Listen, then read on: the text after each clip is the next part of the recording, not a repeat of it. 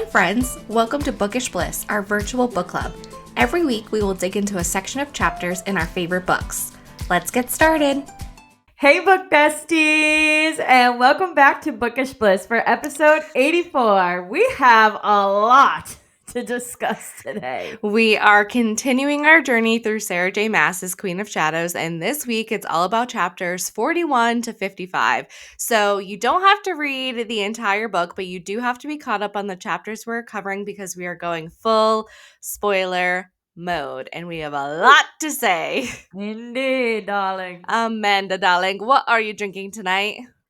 I am drinking LaCroix Lime because I drank my last polar seltzer earlier today. Sad. So sad. What are you drinking tonight, darling? Well, the only thing I had in my fridge was an Olipop, the apple cider one that we had the other night, or a Red Bull, and it's 10:16, so I didn't want either of those things, so I'm drinking water. Very good. Stay hydrated. Staying hydrated. So cheers to episode 84 of Bookish Bliss and part 4 of Queen of Shadows. Some Woo! fours in there. Cheers. Cheers.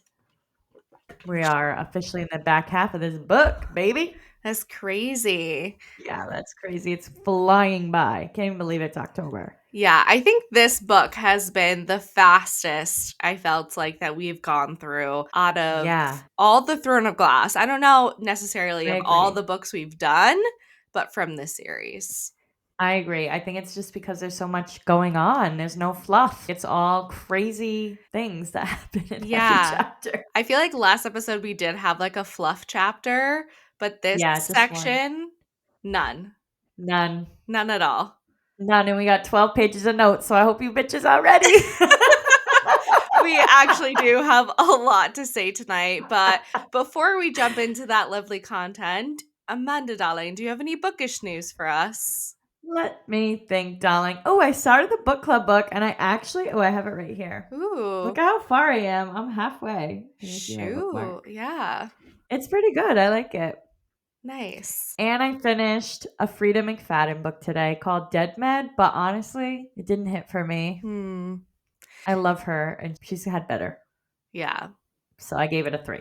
You are the expert, I feel like, on Frida books. I've only read 2, I think. 2? That's it? I think the just teacher and the boyfriend? Yeah, I think those are the only 2 I've read. I've read probably like 15, 16 of them. Yeah, that's crazy. I know. I'm trying to read them all, but. Yeah, I have been trying to read The Alchemy of Secrets by Stephanie Garber. It's like her first adult fantasy book. She wrote one of my favorite YA books, Caravel series, and I've got really into it today, but I've been kind of like dual listening / reading it because I feel like I have no time to read fun books lately. I know, me neither. All I've been doing is just reading for the podcast. And then I'm like, I need to read the book club book, but I want to read fun books. I really wanted to do all these like fun, spooky Halloween books leading up so we could give some fun recommendations, but I honestly have just not had the time. My personal life has been crazy. Work has been crazy. The podcast is crazy in all good ways for the most part, but it's just been crazy. I was in New York this past weekend with my sister. We went to the Phantom of the Opera immersive experience, and so if anyone gets an opportunity to go or you have gone, please reach out to me because I just like want to talk about it all the time. It was so amazing, and how close up they were just singing to you, like in your face. I think you have to be so brave to be able to do something like that. When you're on a stage, you know, that's nerve-wracking, but you can't really see the audience. But they were literally, Christine was just like singing right here, and I was right here and she was right here. Like that's crazy. I loved it. Wow. Loved it. So just had to do a little shout out to Masquerade, New York City. Obsessed. That's awesome. I hope somebody reaches out and talks to you about it. I really do. I know Amy reached out to me already because she is like, Amy. "You went?" She's a good one. And I'm like, "Yes, I did go. I'm obsessed and crying and I wanna go again," but That's so funny. yeah, let's compare notes, like, if you went, because there's different Christines and Phantoms, because they stay with you the whole time, because there's, like Mm. there was a group at, like, 7, 7:15, 7:30, 7:45, 8, Oh, and so there's, like, 6 different, all I think, different Christines ones and Phantoms, but then, like, the Rauls and, like, the other casts, like, kind of travel around the throughout, yeah. sets. It's really cool how they did That it. is cool. Yeah. Wow, you're so cultured. But this is, like, where I think my dark romance trope, love came in because Yeah. my mom's like, "You thought you were Christine at 6 years old, like, walking around with your little Walkman, like, singing," and I was always obsessed with the Phantom, so I think I've always loved the morally gray character, like, I always Yeah. wanted her to end up with the Phantom, and I still feel that way to this day. That's awesome. Yeah. I haven't only seen it when I was, like, a kid with my grandma, Mm. but I don't really remember it. I should probably go watch it again. Yeah, besides the immersive Yeah, experience, yeah, yeah. it's not on Broadway. You could go to London and see it in the West End, but Whoa, let's just darling. do you wanna go next weekend? Yeah, let's just go. Let's just go. I can't. Also, my eyes are super puffy tonight because I cried at Dancing with the Stars all night. It was It a was dedication night. it was an emotional night. That's what I've literally been crying, keep looking at my eyes, I'm like, "Oh my god, they're so puffy." so funny. So, please excuse my eyes. We will always love you, puffy eyes or not. Thanks, darling, you're so kind. You're welcome, darling. Now let's get started with the good stuff and break down Queen of Shadows, Part 4, darling. I'm sweating. Are we starting with me and ending with you? No, we are Oh. starting with you and we are ending with you. Last How do week I it not was even know? me. This week it's you. And I think next week it's me. Damn. We're just All right, good. alternating. At least we're taking turns But I think you had having extra 2 chapters. really short Dorian chapters. You True. got both of them. Yeah, you're right. I Yeah. did. Lucky me. All right, chapter 41. Aelin stood naked in the bathroom, staring at a bottle of almond-scented oil sent by Arabin, recognizing his attempt to provoke Rowan by changing her scent. When Rowan checked on her, concerned, she simply confirmed that she was fine and grabbed the bottle. Rowan signaled Adian to meet him on the roof, where Adian correctly guessed that Aelin planned to kill Arabin that night. Rowan confirmed the plan, but stressed that if Aelin chose to spare Arabin, it would be her decision alone. If, however, she decided they should execute him, Adian affirmed he would happily join, but since Rowan had taken the blood oath, the killing blow would belong to him. They agreed the death would not be quick, given Arabin's many debts to be paid. The Vow Commander was secured and tied up in a carriage, guarded by Nezrin. Aelin emerged from a building in a beautiful dress that left everyone, especially Rowan, speechless. She was equally captivated by his appearance, acknowledging that they both cleaned up well. Ooh, okay. I know. I love that she was wearing that black velvet dress that Rowan said he would Mhm. love to see her in. I know. And he was literally speechless. They're so complicated. They're so complicated, so annoying. I know. Well, I feel like at the end of this section, they're a little bit more on the same page. Yeah, but like also she's standing naked in the bathroom and he just comes in. Did he come all the way in? I Well, thought he was just he at the comes to check door. on her. I'm like, she's naked. I don't know. For some reason, I read that as like he was just outside of the door checking on Oh, her. But maybe he okay. went in. I don't know, but I didn't read it like that. Probably not, but I was just like, I mean, they do okay. acknowledge that they have seen or he's seen her naked like multiple Yeah, times, but I think out of necessity that's when she true. was like setting Yeah, he herself on tattooed her. fire and he Yeah, tattooed her. yeah. Okay, you're right. I love that Adian and Rowan literally make a plan B here. If she wants us to do it. I love that they're going to take their fucking time, and I wish he could have died a slow, painful death, but I know. We'll get to that when we talk yeah. about Arabin's not untimely end. Yeah. Because I His feel like gurgle we were ends. cheated out of this death. I agree. So we have the Vow Commander all strapped up and ready to go. We have Aelin in this dress and we're ready to party. It's showtime, It's showtime. baby. All right, chapter 42. Our group arrived at the Assassin's Keep, and Aelin told them to be on their best behavior and what they should expect when they arrived. Arabin himself answered the front door, welcoming Aelin home. Aelin presented the Val commander, even though Arabin would have preferred if they had just used the servants' quarter for their guest. Arabin knows Adian, but they had never met before, but Arabin does not know Rowan. Rowan thanks Arabin for the oil he sent over. He said his skin was feeling a little dry. Arabin directed them to bring the prisoner down into the dungeon. Aelin and Rowan silently communicate. She was surprised he wore the oil, and he tells her he would never want her to get bored. When they bring the prisoner into the dungeon, they put him in the cell where Aelin last saw Sam. Rowan told her silently that all Aelin had to do was say the word and Arabin would be dead, and Aelin told him not yet. They tied Sivan up to the wall in a room she would never forget, and Arabin tells them all, besides Aelin, to get out and wait upstairs with Lysandra. They agree, and then Arabin tells Sivan they can do this the easy way or the hard way. Arabin wanted to know how the king was controlling all the Valg soldiers. The demon tells him it's the ring, and the king has one too.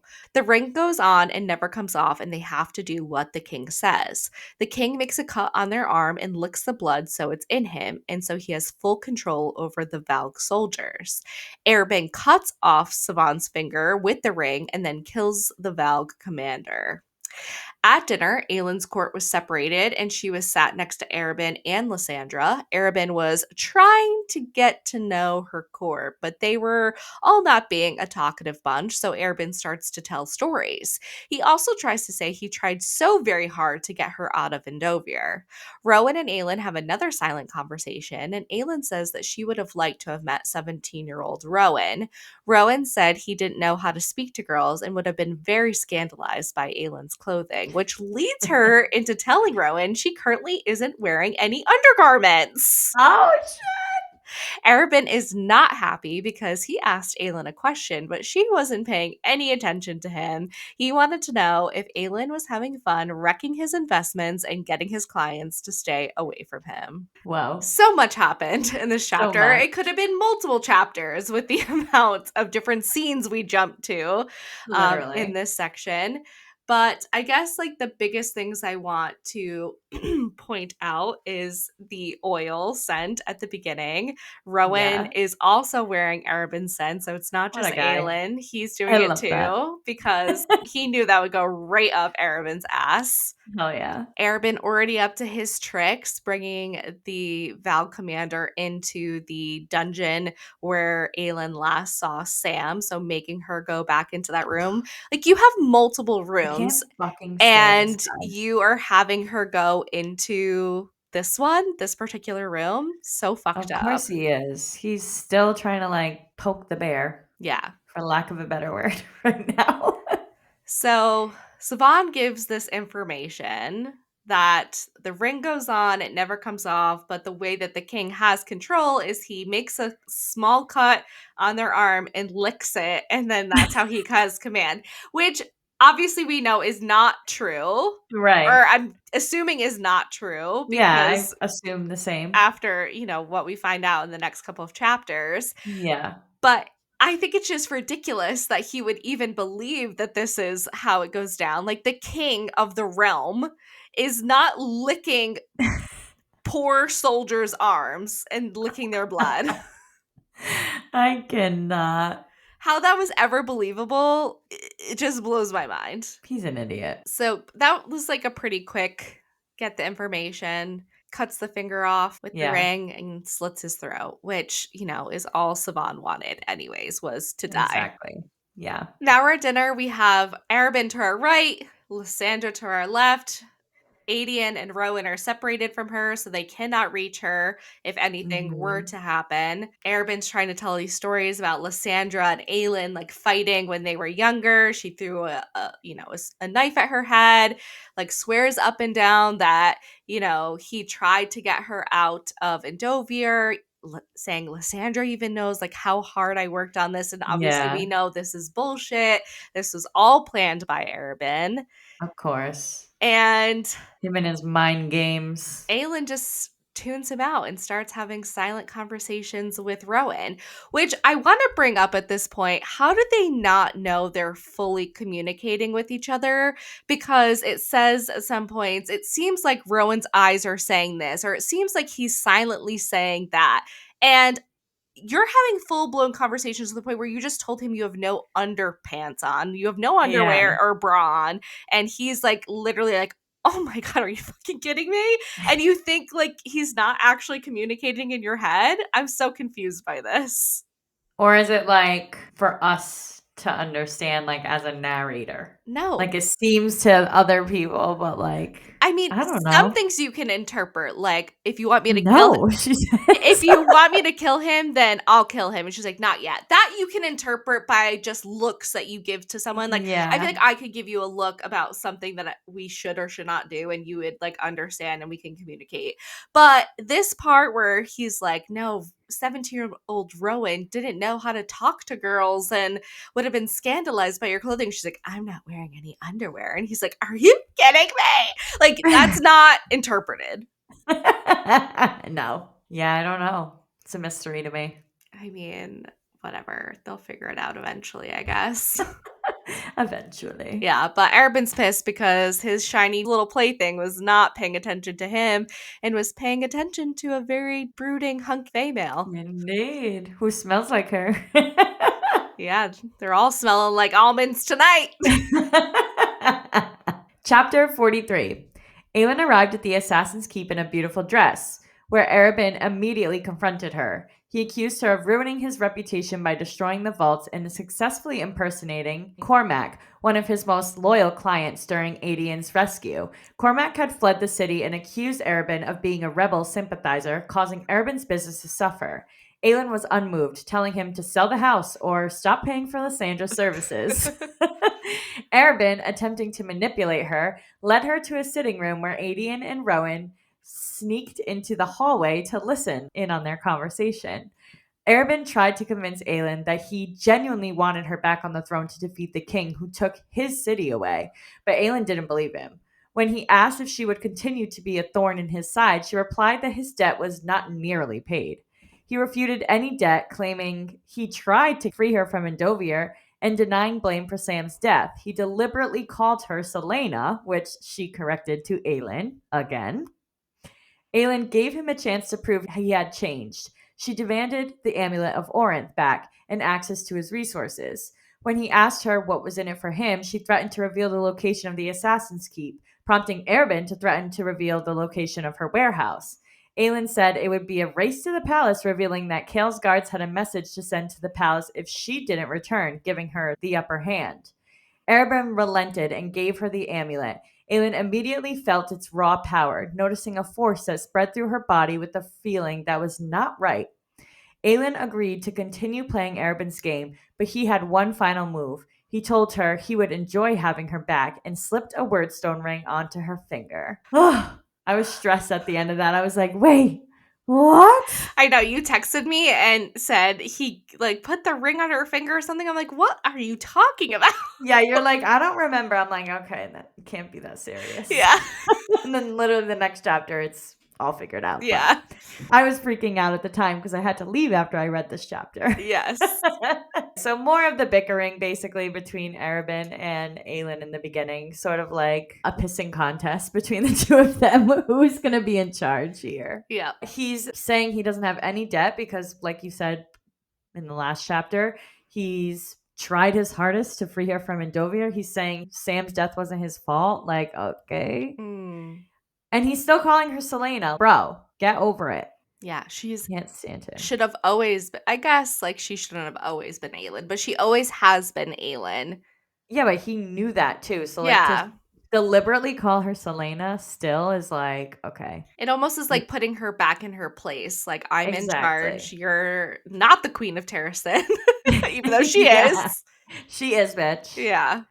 I thought it was weird too that when she got the amulet of Orinth back, that she had this feeling that it was not right. Well, Well, because it's a word key, which is made from the gates Yeah. and that can open up to other worlds. So, yeah, I have a feeling it's such raw power and such power that should not be Shouldn't possessed by exist. them Yeah. that it probably doesn't feel right to have on them Yeah. or on her.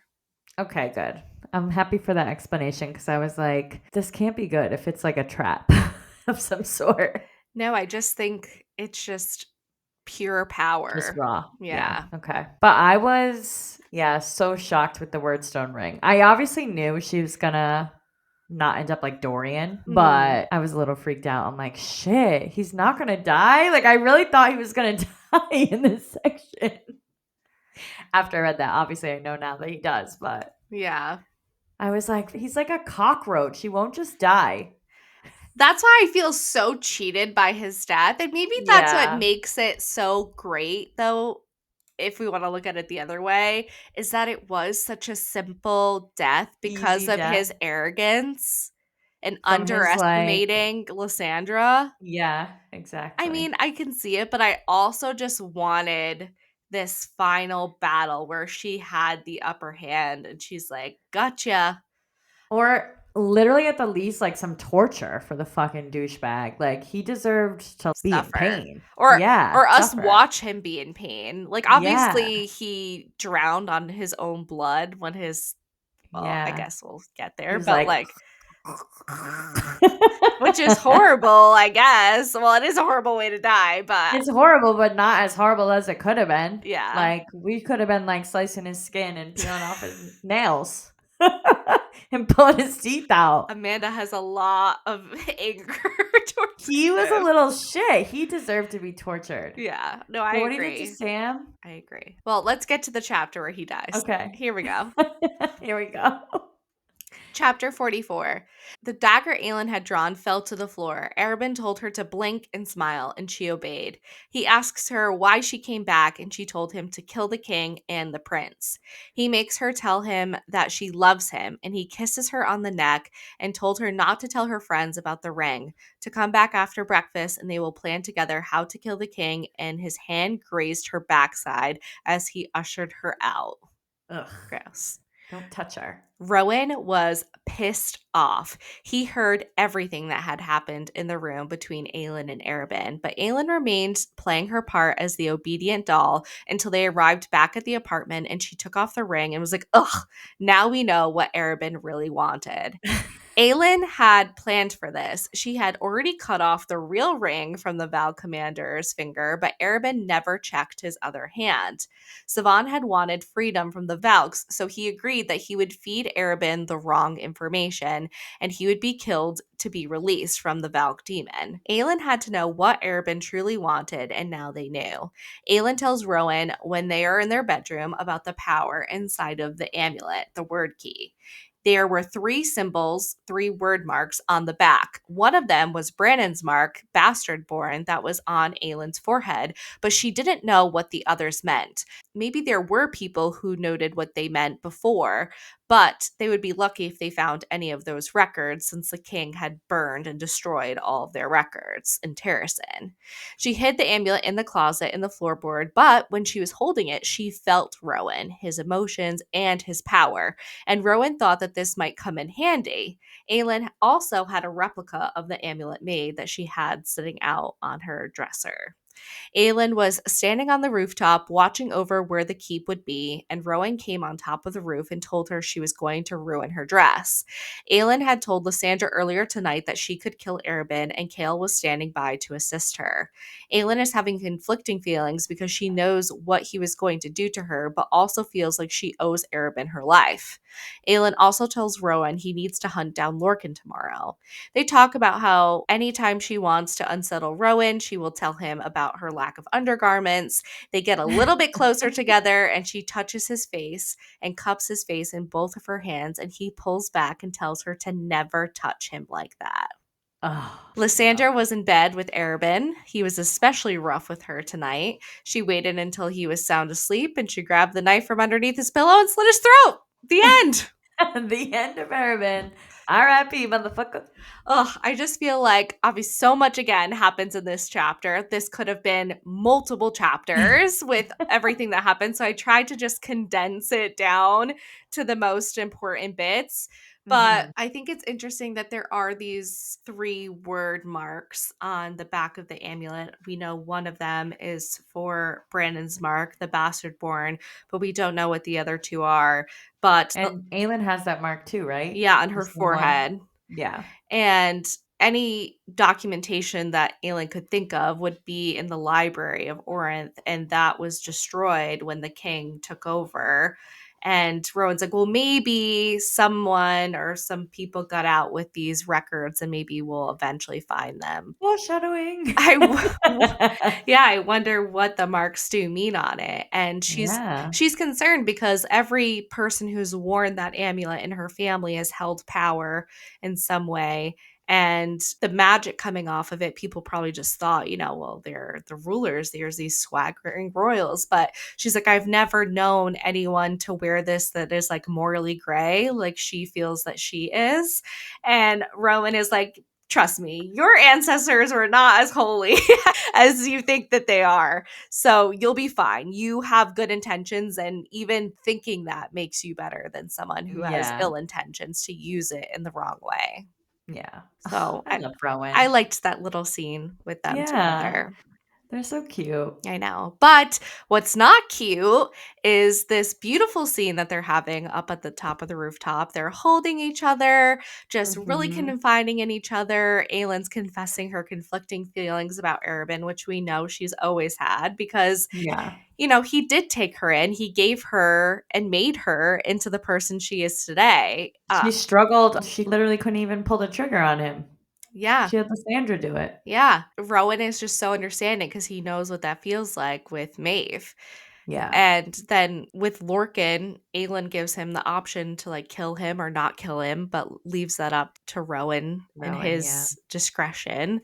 And they're just having this beautiful moment of trust and confiding in each other. Obviously, they've been lusting after each other for weeks now. And she grabs his face and he literally pulls back and is like, don't touch me like that. And she's like, I'm sorry, that was a mistake. And he's like, fine, good. And they're like, good. Like, bye. Oh, I hate them. I know that was so annoying, but I don't think that moment was like necessary to have for Well, the we know development of their Rowan relationship. struggles. Yeah. Like, he's struggling because of the, like, power dynamic. He's supposed to protect her. He doesn't want people to, like, think I don't know. What even does he not want people to think? That he's using her? I don't know, but Or people taking already advantage of can her? see their relationship Yeah. regardless. And I think it brings it back to like Lyra, his mate, and that's like the tattoo is the story of his failure. And she was touching it, and he felt this like hunger for her. And I think he's just feeling really guilty. So I get it. There has to Yeah. be some conflict before there could be any smooching. But still, I was like, God damn it, Rowan. I'm ready for a smooch. Yeah, I'm ready for the smooching. Me too. But yeah, at the end, we have the anticlimactic scene where Lysandra gets to be a badass and slits Arabin's throat. Good for her. Good for her. After all the times he's fucked with her, literally. Literally. Literally fucked her and hurt her. She gets Yep. to be the one that slits his throat. She happily was. Yeah. She's like, "You, me. Okay, cool." Yeah. She's like, no hesitation. She's like, Well, yeah. And then I love it too. I know we're gonna get to her explaining it, but she's like, I turned over and just listened to him gurgle his own blood. I'm like, yeah, let's say yeah. it, girl. Yes, girl. That's all we get. Yeah. Oh shit. All right. Chapter 45. The vowed prince inhabiting Dorian continued to lead him through acts of torture, forcing him to witness the suffering of a man strapped to a table in the dungeon. The demon prince enjoyed the man's screams, urging Dorian to listen to his music and savor it. When the king asked the prisoner for the location of the rebels and received no answer, the demon prince continued the torment, carving the man's chest with his nails until blood dripped. Dorian, feeling sick enough to vomit if he could, was powerless as the man begged for his life and the agonizing screams continued. How is Dorian still his own mind in this fucking shell of a body? Well, I think we can see we're probably like confused, like, how is this still happening? But later in this section, we know that our girl Caltaine still has control over hers. So I guess I feel like, there's hope. yeah, like he obviously has to be like really strong because this Yeah. is about prince too. Like it's not even like one of the commander Oh, things. It's Caltaine like, has a prince in her too. yeah, yeah. So I think they're both really strong magic wielders, and I think that they're harder to break down. And they had such yeah, strong personalities before the collars got put on either one of them. So I feel like yeah. that has to play a part as well. Yeah. And I feel like what they know they're doing is not right still. Like they still have like a moral compass, which I feel like is different from the other ones because even the Valg, the one that they captured, was like he enjoys Yeah. listening to them or something. Like, I don't know. I feel like they're still so morally sound. Even Caltaine. Yeah. Somebody save Dorian. He's Please. going to save himself at this point, and so is Caltaine. We'll That's my see. guess. My predictions. They're gonna come throughout the whole episode here as we go on and on. I love it. Chapter 46. Aelin, Adian, and Rowan headed back to the Assassin's Keep, knowing she had one last performance to make before she never had to wear this mask ever again. Arabin was dead. She had known since last night when Lysandra had killed him, but official word had come this morning. Aelin and Rowan were still not interacting with each other as they usually do after he told her not to touch him like that, though they were still being polite to each other. Adian didn't comment on their odd behavior, but she put on her Selena mask and told them both to stay out of her way and exited the carriage. Oh, fucking Rowan. I guess that was kind of a fluff chapter because, like, Yeah, that's true. it could have just been looped in to chapter 47. True. Rowan and Aelin aren't Rowan. speaking, and she's going to put on her Selena mask one last time. One last One time, more baby. time. One more time, I'm we're gonna gonna celebrate celebrate. Arabin's death. No. Yeah, literally. It's like she has to come out one more time. And then R.I.P. to Selena, too. Yeah. Yep. Wow, they died together. Lovers. Ew. No, that's disgusting. Chapter 47. Oh, what a tangled web our queen weaves. It seems the curtains have finally closed on the King of the Assassins, but not without one last magnificent stage performance. Aelin, accompanied by Adian and Rowan, made a dramatic entrance into the Assassin's Keep, feigning shock and rage with a performance worthy of an Oscar. She was playing the part of Selena Sardathian, the enraged, loyal protege. They had been tipped off by three of Arabin's assassins, Harding, Turn, and Mullen, who, as a professional courtesy, informed Aelin of their master's murder and cautiously inquired if she was responsible. The chaos continued with a spectacular performance from Lysandra, who, with Clarice backing her up, fiercely claimed she would never harm Arabin. Aelin attempted to examine the scene, noting the sheer amount of blood that suggested a brutal, intimate kill, though the body had already been moved. As part of Aelin's meticulous planning, Kale had assisted by breaking the lock on the outside of Arabin's bedroom window and leaving a boot mark that didn't match anyone in their group, helping to throw suspicion elsewhere. Turn inadvertently confirmed Aelin's innocence by admitting he had been watching her apartment roof all night. Aelin dismissed Lysandra and Clarice, but Clarice was desperate to stay, hoping to hear the reading of the will as Arabin had once promised to include her. This greed gave Aelin the perfect opportunity to subtly frame Clarice. The arrival of the master of the bank was impeccably timed. The will reading delivered a stunning shock. The entire fortune was left to Selena Sardathian, with only a minuscule sum left to Clarice to pay off Arabin's debt to her.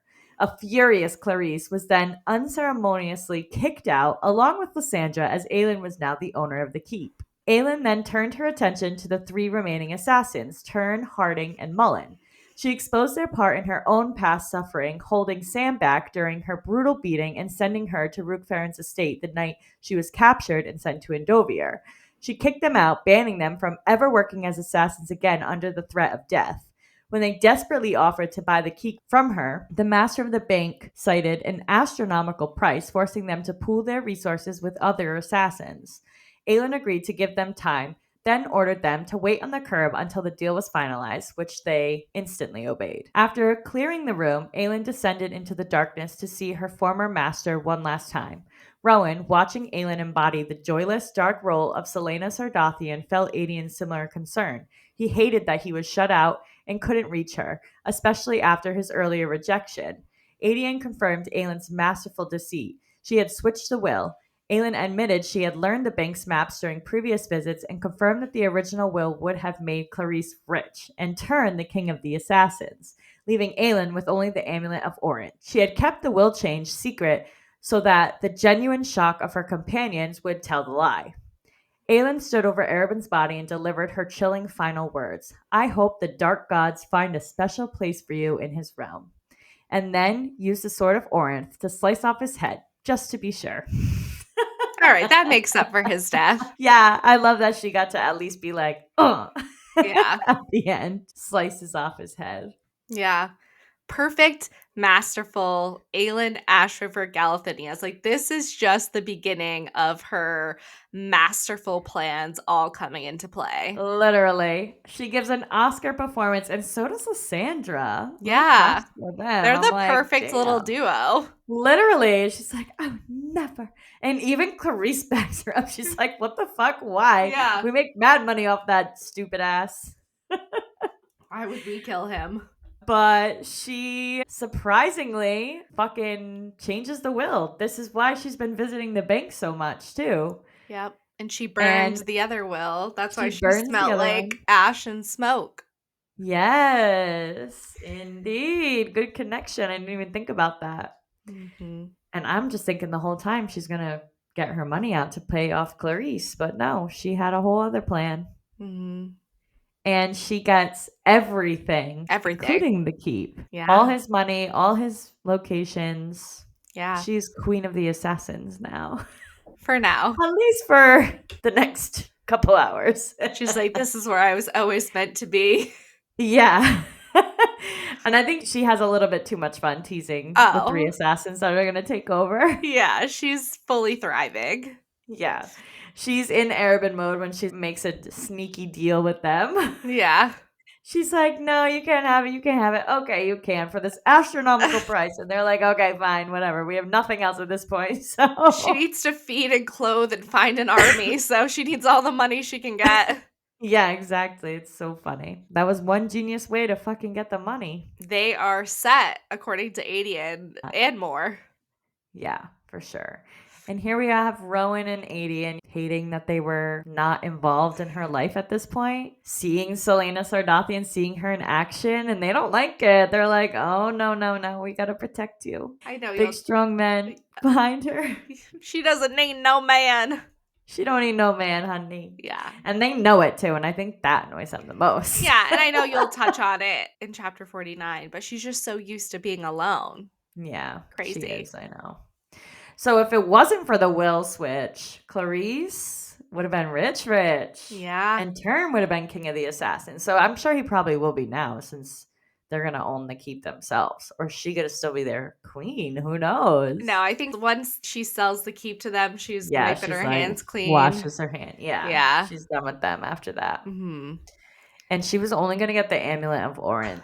Bastard. That's like a final. Which she knew about before she even went to the keep that night. Like, how did you not know he would betray you again when he left you absolutely nothing in his will? Obviously, the amulet of Orinth is a word key, so it is very valuable, but at the end of the day, he didn't know that. Yeah. Crazy. But she's like, I hope the dark god finds a special place for you in his realm, and fucking slices off his head. Mm-hmm. Hell yeah. With her father's sword. Yeah. The sword of Orinth. Mm-hmm. Beautiful. Sucka. Now you're headless. Just in case. Dead and headless. Can't come back now, you little cockroach. Nope, can't come back now. Not even if Novalg, stupid prince, wants to rise you because you're headless. Yeah. I hope, anyway. That would be crazy. How? Imagine. He's like half headless. I don't want to imagine that. I'm going to have nightmares now. I have to go to bed after this, Amanda. I'm sorry. Chapter 48. Manon had beat Astrid in the breakfast hall the morning after her outburst about the Yellowlegs coven. Astrid just walked away after, without a word. The rest of the 13 just monitored, and Vesta was now Manon's third. The words, "You let them do this," kept playing in Manon's head, especially after Elide's speech about hope. But Manon had a meeting with the Duke, which she was 20 minutes late for. The Duke tells Manon that he needs another coven, and this time he wants a Blackbeak coven. Manon tells him that they are not whores for his men to use, but the Duke tells them they are sacred vessels and it is an honor to be chosen.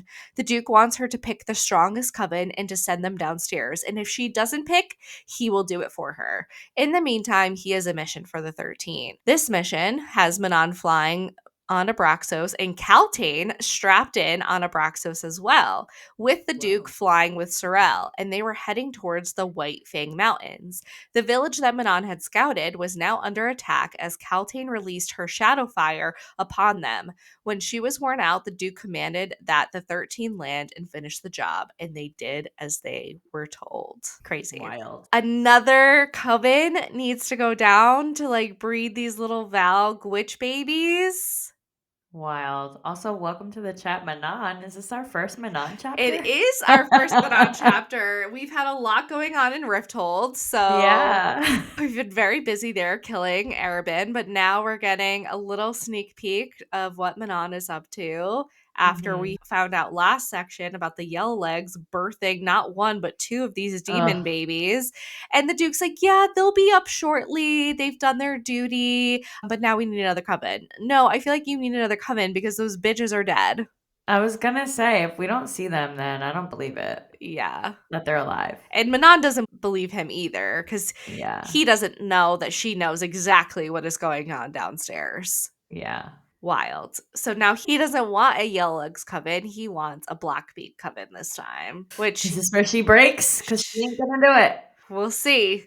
We'll see. Yeah. And then they've been going on all these scouting missions since they've arrived in Marath in the White Fang Mountains. And so they go to this village that Manon and the 13 had found.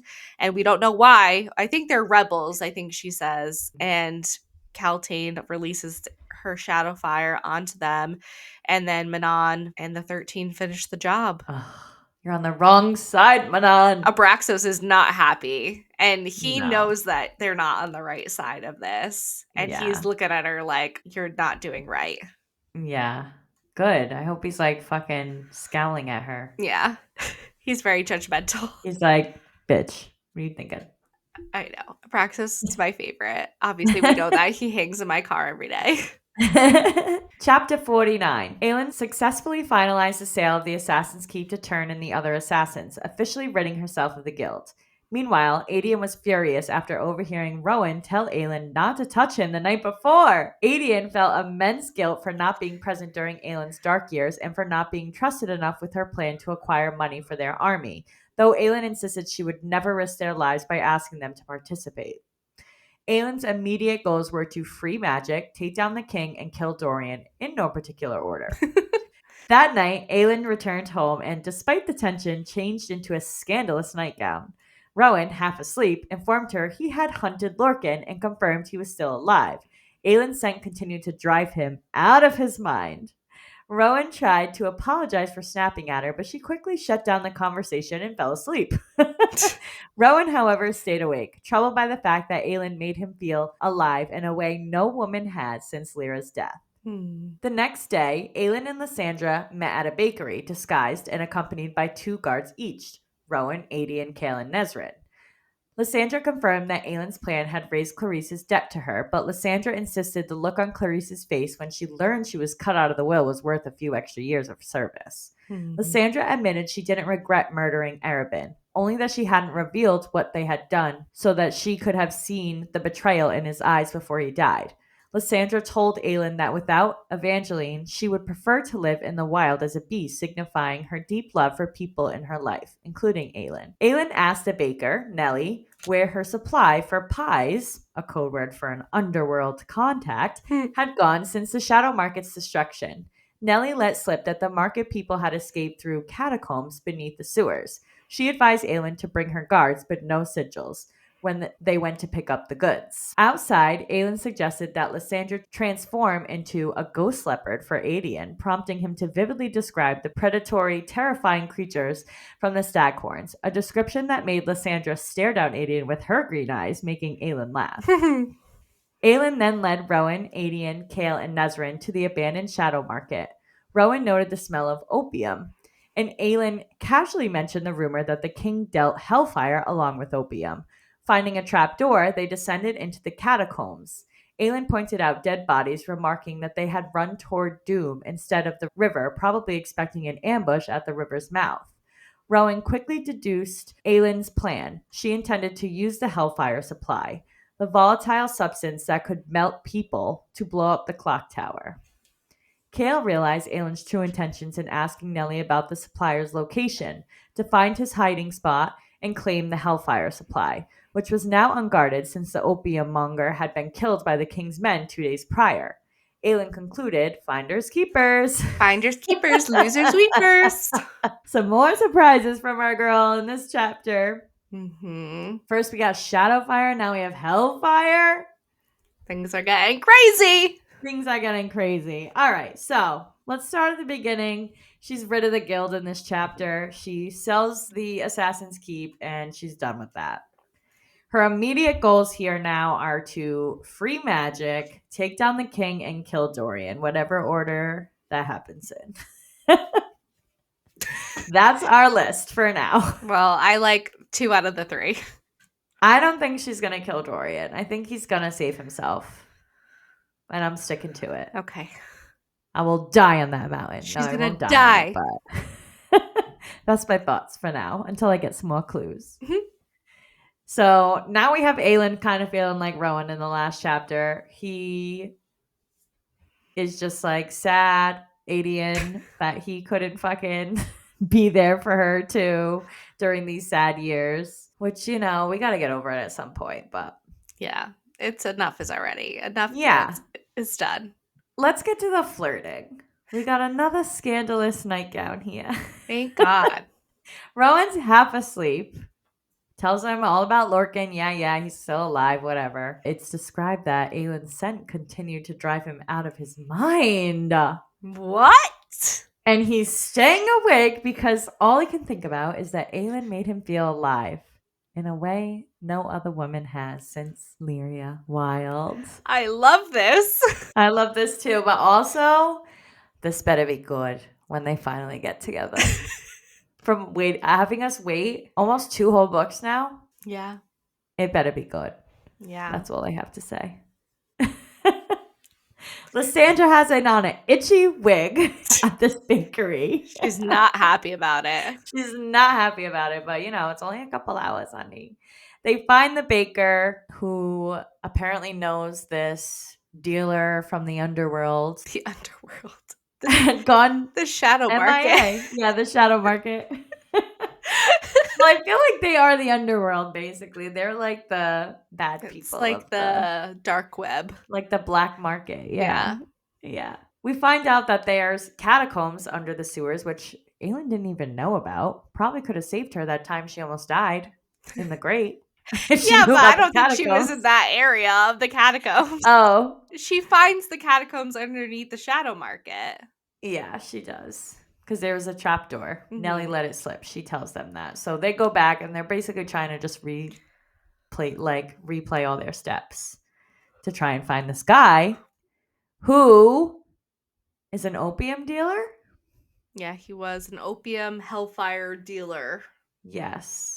And her plan is to use the hellfire to take down the clock tower. Well, she knew he wasn't going to ever show up because Arabin had let it slip that he had died. So she's like, he's just like always weirdly helping me, but also hindering me at the same time. But now he's dead. So yeah, well, that's manipulation at its finest. That is very true. That is very, very true. Duh. So we don't need the opium. No, we need the hellfire. We just need the hellfire, yeah. Yeah. Rowan actually does come in contact with this hellfire before, too, and says that it can literally melt people. So we know what the shadow fire does. Now we got this fucking hellfire. I'm like, oh, God. I hope to God only Aelin uses this hellfire. Fingers crossed. Fingers fucking crossed. And finders keepers, because she's here to get what she needs before anybody else can get to it. Yeah. Chapter 50. We've got a little history lesson in store for you all. But before we get there, Aelin was shocked that the lowlifes had kept the catacombs a secret. Kale says that the Shadow Market was built on the bones of the god of truth. There were a lot of skulls and bones down here, and Rowan says that this place wasn't just the catacombs, but this used to be a temple. There were writing on the bones with people's confessions on them. Aelin wants them to be quick and divides their group in each direction to look for the Hellfire. When they got deep into the temple, Aelin took out Damaris, knowing that the legend was the Sword of Truth and that Gavin could see the truth when he wielded it. What if the God of Truth had blessed Gavin with this sword? The stone wall groaned in front of them and it began shifting and symbols rotating and alternating themselves. And now we have these panels. The first panel describes Elena and Gavin as the first king and queen of Adarlan and how they were mated. Then it jumps back to the war. Kale and Adian join them in the back of the temple for story time, and Adian had a bad feeling about this. The next panel described the demon wars with the Valg that had been left here after the first war. The Valg were led this time by one of the three kings, the king who had been trapped here after the gate was sealed. He appeared to them as a handsome man with golden eyes, the eyes of the Valg kings. They called him Irwan, the Dark King. Adian is like, yes, yes, we know this story. Elena called his name, distracting him for Gavin to slay him, but Aelin tells them, no, that's not what happened. This story, written on the wall, was Gavin's confessional from his deathbed. The Eye of Elena only put Erwan to sleep for a short time. They put him in a sarcophagus of iron and indestructible stone and sealed him in a tomb beneath a mountain, and on the doors they put word marks that were unbreakable by any thief, key, or force. They said he was buried in the Black Mountains, which in the old language meant Marath. Whoa. They now know the king wants to, or already has, raised Erewhon. He would be building another Valg army for Erewhon to lead. Aelin said the summer solstice was in 10 days, and that's when they would bring magic back, and hoped that Adian found a lot of hellfire. Whoa. So, Elena and Gavin, well, really, Elena has been a big fat liar, a lying Yep. liar who lies, Aelin, this whole time. Elena, girl. Liar. So Erewhon is still here. He was never Wild. slain. He is a Valg king, one of three. We know that the princes are crazy strong. Yeah, so So imagine. imagine a Valg king. Also, I kind of got like a Vampire Diaries vibe from this guy. Remember Silas? How he was buried in a tomb somewhere? Oh, yes. So I'm like, ooh, Vampire Diaries. But they're like, what are the coincidence? All these Valg soldiers are being produced and made in Marath, and that is where Erewhon was Yes. buried. And if the king has a word key that can, or one or two keys that can open up any door, Erewhon's either here or he's about to be here. Oh my god, we're gonna know when we see the golden eyes. Oh, yeah, because they said that he is the Valg King of the Golden Eyes, which Yeah. I want to talk about Golden Eyes when we get to one of your chapters. Why? Somebody already has golden eyes? Yes. Megan. Do you want me to just tell you right now? Yeah. Is Manon. it in one of my chapters? Oh. In your next chapter, the demon is like, get away when he like looks at Manon's eyes, which are gold. Oh, I didn't even put that together. I am an idiot reading this book. You're not an idiot. What happened to me, Megan? I used to be so good at figuring shit out. I think that this book is like very Insane with the world building and the clues from like book 1, and now we're on book 5, and so you have to Yeah, who can remember, remember? well, me. Who? Not me. Me? Remember the brain damaged one? No, but I think like Fourth Wing and Akatar are very entry level. Yeah. And this is like the next step. Yeah, Third this class. is high fantasy. Yeah. It's still a romantasy, but not really as much as Fourth Wing and Akatar are. Yeah, no. I feel like those are definitely more romancy Yeah. than this one. This is like This one is legit plot, like plot, plot, plot, plot. and like 4 different storylines, like Yeah. crazy shit to keep up with. I'm like, We gotta I'm put lost. in your office, your whiteboard, we have to, like, start plotting everything and all the storylines out for you so you can just, like, Yes. look up and be like, "Aha!" Yes. I like that idea. Let's get to that chapter. Chapter 51. Manon gathered the 13 in the witches' barracks to discuss the Duke's demand for another coven, specifically a Blackbeak coven to be used for breeding. The witches sat in silence, defying the human order, a silence Manon interpreted as a personal betrayal because they had already agreed amongst themselves to resist. Astrid spoke up, suggesting that the 13 would rather sacrifice themselves than give up their sisters, and she challenged Manon to choose a coven herself. Manon threatened to put her down, but they were interrupted by a golden haired young man with a black collar around his neck. A wave of darkness crashed over them, temporarily incapacitating the witches and confronting Manon with her past trauma. Manon remembered Alide mentioning seeing a golden haired man with the yellow legs. Manon ignored her sword, Windcleaver, and tackled the man, demanding to know who sent him. The demon hissed, but the true man, Roland, surfaced, begging Manon to kill him. Manon obliged, squeezing his throat before slicing off his head with her iron nails. The darkness vanished, and Manon noticed that only the witches with ordinary colored eyes, brown, blue, and green, were affected. Those with black eyes flecked with gold were untouched. She ordered them to dispose of the body, calling the incident a lesson. Manon then went to visit Kaltain, asking about the source of her shadow fire. Kaltain explained it was her power, mixed with another source, and now it was the power of every world, of every life. When Manon asked if Kaltain could remove the black collar, Kaltain said no. Manon then asked if the iron teeth would be collared, but Kaltain dismissed the idea, claiming the demons saw only mighty kings. Kaltain then grabbed Manon's wrist, causing an intense burning pain that felt like her bones were melting and her iron nails were turning to ore. Manon threatened to kill her, but Kaltain walked away, leaving Manon in agony. Manon told herself that slaughtering the tribe with Windcleaver had been a mercy. Wow. Whoa. Manon, Manon, Manon. Also, R.I.P. Roland Helvillard. Literally, she squeezes his throat until she can feel his bones, she says, and then she uses her iron nails to slice his head off. Yeah, well, he wanted to die. He had a Valk Prince inside of him. He did beg her to kill him. She was Yeah. like, okay, cool. You want to die? You got it. I know. Yeah, literally. That's so sad. I know. And I thought she was going to kill Astrid in this scene because she's like, I'm going to put you down. And Astrid's like, bitch, we're not going to fucking say a name. You say it yourself. We'd rather sacrifice ourselves than say our sister's name. Yeah. And her whole coven, the 13, The whole coven is like, you're wrong for Yeah. this. I hope she She comes was, to her though. senses. She is. She is wrong. She is 100% wrong. Like, she knows those bitches are dead. Yeah. Come on, girl. When is she going to wake up? Does Abraxas have to smack you with his wing? But Roland comes in, breaks up their little fight. She remembers Alide saying that he was with the yellow legs, this golden haired man. So she figures that he's probably there to collect them, right? To go down to the downstairs. Yeah. Or at least to make a decision.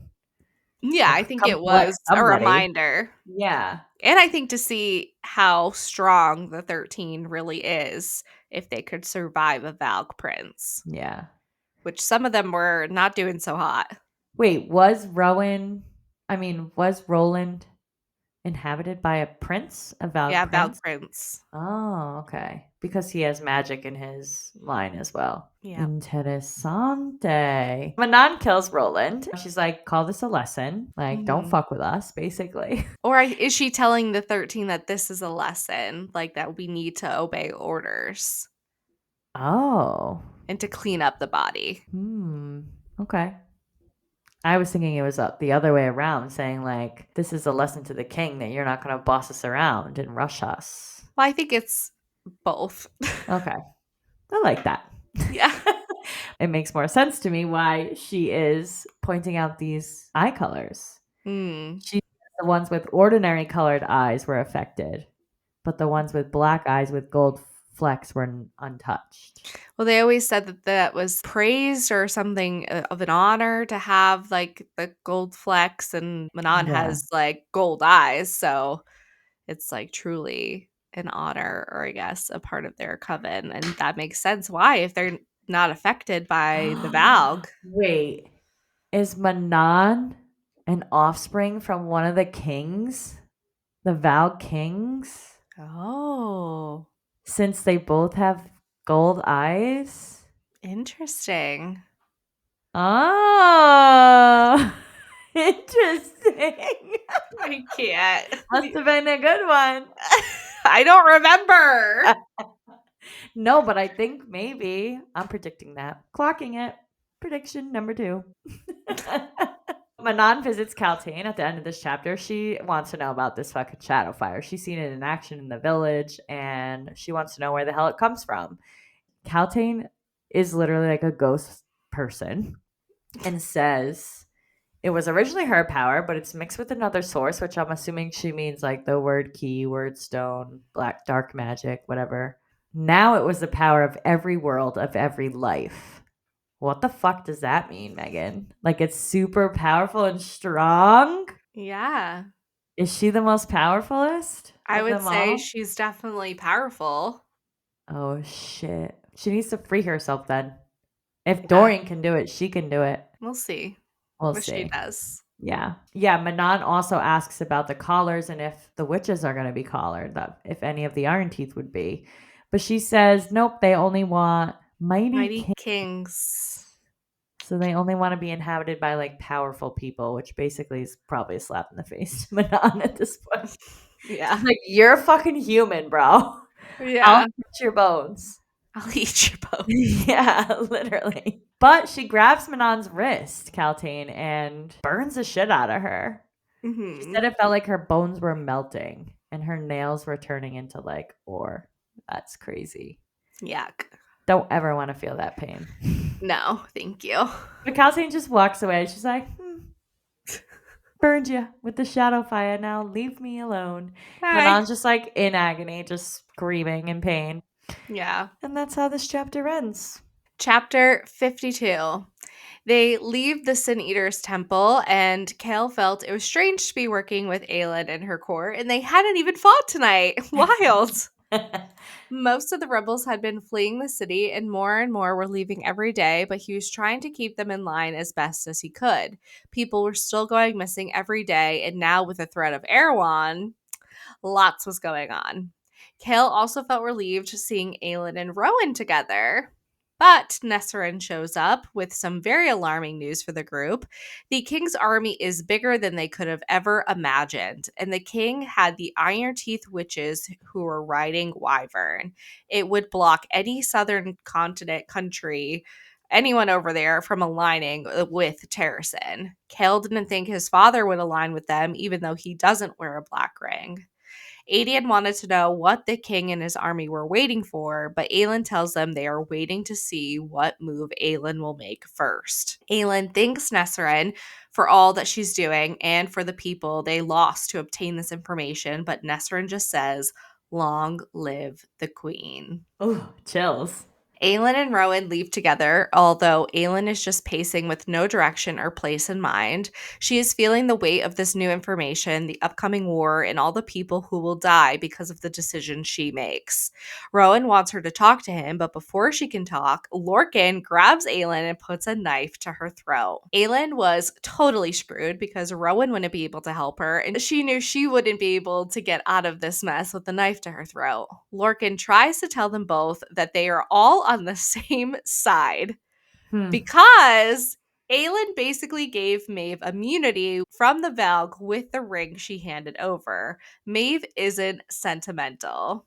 I knew it. The ring would prevent her from being able to be controlled by the Valg, and Maeve wanted all 3 of the word keys.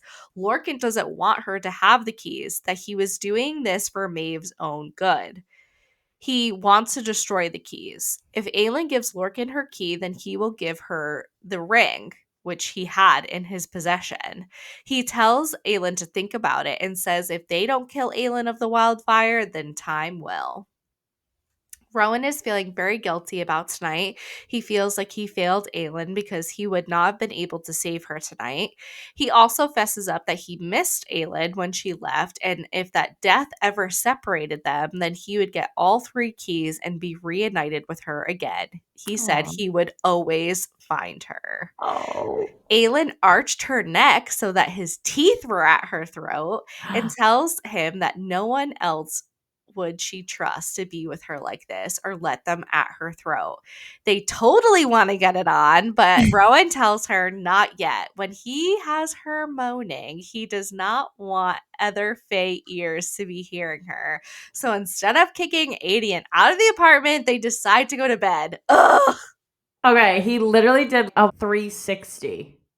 Yeah. He goes from 0 to 100. He's like, Yeah. don't touch me like that, to I want to make you moan, girl. Well, I think he fully regretted saying, "Don't Yeah, touch me like that," after he he had a tried to chance to apologize. calm down, and I Yeah, think Aelin respecting that boundary and keeping away from him and trying to, like, not be overly touchy or overly, like, whatever with him was making him feel some type of way, like, "Oh, shit, like, yeah. what did I do? Like, I want her to look at me. I need her to look at me. I need her. I need her. I need her," and I think it's just like, he's like, "All right, well, fuck it. Here we go." Lorcan, you were right about the ring. Not fully right because it wasn't Not a fully word right. key, but No, I knew there was something up with it though. you were right that Maeve is not sentimental and that the ring gives the wearer of the ring immunity from being controlled by the Valg. Wild. Who thinks of this shit? So Lorcan's like, "You're going to need this ring unless you want to become one of their puppets. So you hand me over the key. I'm going to get all 3 of these keys and destroy them and send them back to where they came from Yeah, because right. Maeve, he does not want his queen having this like ultimate power. He thinks that he is doing this for her own good. And that is why he's able to get around the blood oath because in his Yeah. mind, that's what's best for her." I don't see that happening. Yeah. I Me see either. him dying if he tries to He's keep them already away. trying. To keep it away from Maeve. If he Yeah. ever had the key and didn't give it to her, she would kill him. Yeah. So you think, 100%. oh, he's lying about giving over the ring and that No, he I wants to feel destroy the like keys. he's not gonna pull it off. Mm. He's probably thinking he can get away with it, but at the end of the day, your blood oath to her, she's gonna figure it out. Yeah. Well, Rowan thinks that he's lying, but he's like, Lorcan was hauling ass out of Wendelin. So he took that ring from her and fucking ran. Yeah. I do think his plan is really his intention, but I think he's gonna kill himself doing this, Mm. betraying Maeve. We'll see. Do they end up working together, Rowan and Lorcan? We'll have to see. Padre. Padre on Aelin's side? That would be I know, crazy. that would be crazy. All right, chapter 53. The Valk Prince Stephen, possessing Dorian, commanded him to drink and savor the agony of the man being tortured before them. As the prisoner suffered, his fear, pain, and memories leaked from him, which the demon inhaled like opium. We get this other little reference of opium. I know, so weird. Dorian was trapped in self hatred and curses, yet he found the despair flowing from the band to be intoxicating, perceiving it as strength and life itself, concluding that he had nothing and no one left to live for, and convinced that this was his existence until he could find a way to end it. He drank the man's pain and sorrow and learned to like it. I feel like this is foreshadowing. This line where he's like, he's convinced that this was existence until he could find a way to end it. He is going to free himself. Hey. But basically, this chapter is just another fucking poor, innocent person being tortured. And Dorian, it's intoxicating to him. Dorian has a very busy schedule. 9 Of a.m. watching people torture. die. 10 a.m. torture. Yeah. 11 a.m. torture. I can't miss that again. Literally. I'm just like, I'm over it. Yeah. We need to free you, Dorian. Free yourself, boy. We'll see. We'll see. We'll see. We'll see. see. We are getting towards the end, We though. are. I think you might hate me the most for where the next section ends. Oh my God. I'm nervous now. Yeah. We'll see. Chapter 54, and my last chapter of the night. So great. Lucky. Alide had been staying in Manon's room, laying on her pile of hay, trying not to watch Manon read the letter that just came for her, but it was hard for her not to pay attention when Manon was snarling at every word she read. Manon tells her that she'll be heading out in a few days and that she'll be gone for at least 2. She wanted Alide to stay low while she's gone, but Alide is hoping that she'll be gone and on a wagon and away from this place by then. Manon was heading to a meeting with the matrons to see what weapon they had been creating, along with meeting the king and his son, as the king also wanted to inspect Manon as the wing leader.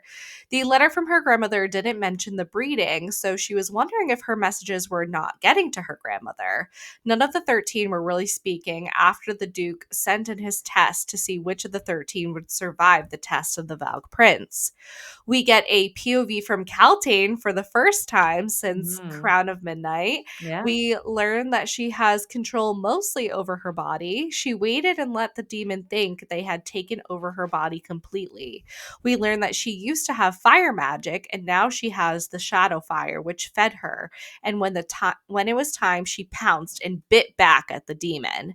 She would let them order her around, touch her, hurt her, but soon enough, she would find her purpose. She had forgotten her name, but she only had one name now: Death, Devourer of Worlds. Whoa. She's gonna save herself too. I'm convinced. So basically, we're going to get to finally see soon in the next section what this weapon is. According to this chapter, we're going to get to see the king and Dorian meeting the witches and seeing what this weapon is. Manon has multiple questions for her grandmother. Wait, is it Erewhon? Oh, is Erewhon the weapon? The weapon, yeah. I don't think Erewhon's a weapon. I think he's a True. leader. You're right. But what's the weapon? What's the weapon?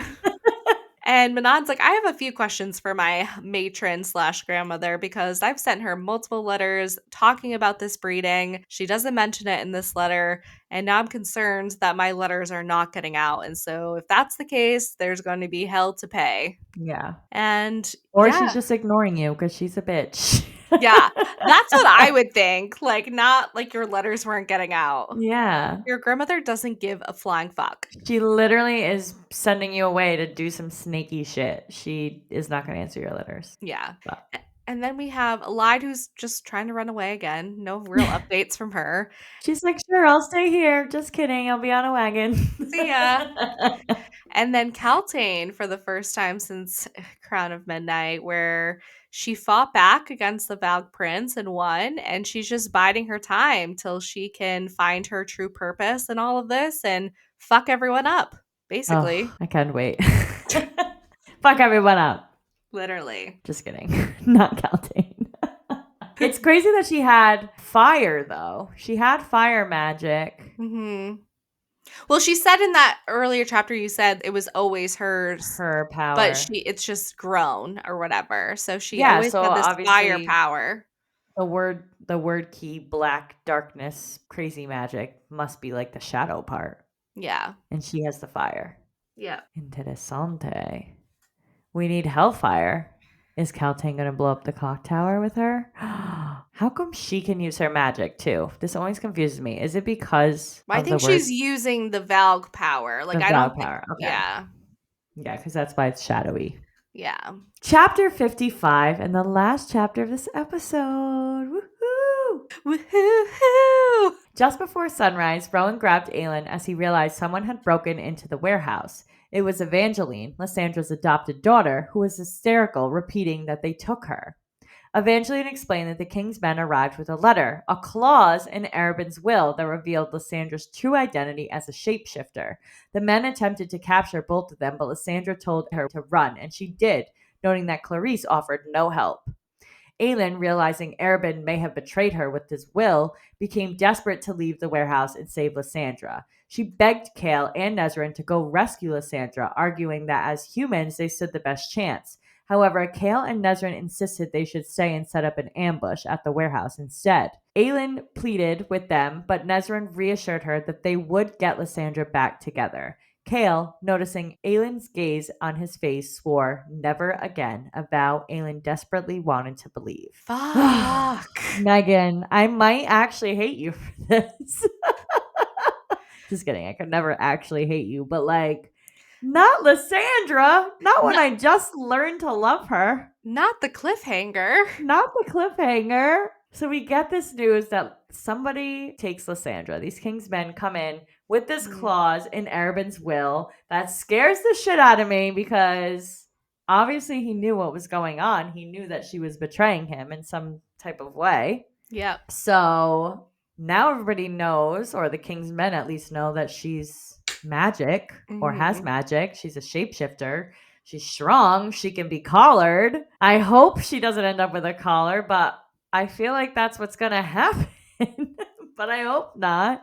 Well, let's hope our gang gets to her before that happens. Before that happens, I hope so. Aylin is just like so desperate in this moment for Kale and Nesryn to go get her. They're like, you're humans. You're not going to get caught. Just please go. And even Nesryn's like, we're going to get her back. Don't worry. Trying to be reassuring, but also like, no, we're not going after her right now. We're going to set up an ambush. Yeah, we need to plan. We need to be smart about this. And I even had to ask you about this because I was a little confused. But Kale notices Aylin's gaze on her face. And Megan so kindly explained to me that this is because she had already lost Sam, Nehemia, and it was too late for them both times. So Kale is now saying never again. And she wants to believe it so desperately. And so do I. So you better save our girl, Lysandra. You better. You better. And I have one last prediction just to add here because I kind of went through my predictions throughout this whole episode. But I think if he can fucking betray Lysandra like this, there is another clause in there that is going to fuck Aylin over. He is not done. He's going to torment us from hell, wherever the fuck this motherfucker is. He's going to torture us now. Yeah, he's now a ghost. She's not going to sleep. She's always going to think that like something's going to happen. Yeah. So that's my predictions. We'll have to see what happens next. So now we're in the last 200 pages. I think so. Book. Yeah. Can only go up from here, darling. Or bad. Or bad. Yeah, true. It's probably going to go down and then back up. This Hopefully. is going to be a bad section. Hopefully. All right. Well, anyways, that's all we have for you today. Please let us know what you think by leaving us a review and comments on any of the platforms you are listening/watching on or on our social media pages. This helps tremendously to get the word out and lead more listeners to find our show and tune in. And come join our book club Discord. You can find the link in our bios on Insta and TikTok. And this month we are reading The Veiled Kingdom by Holly Renee. We love chatting with you guys, so don't be shy. Don't forget to email, follow, subscribe, rate us 5 stars, and tell all your friends about us. And we hope the rest of your day is blissful. Bye! Thank you so much for listening. Join us next week for part 5 of Queen of Shadows by Sarah J. Maas, covering chapters 56 through 70. Happy reading!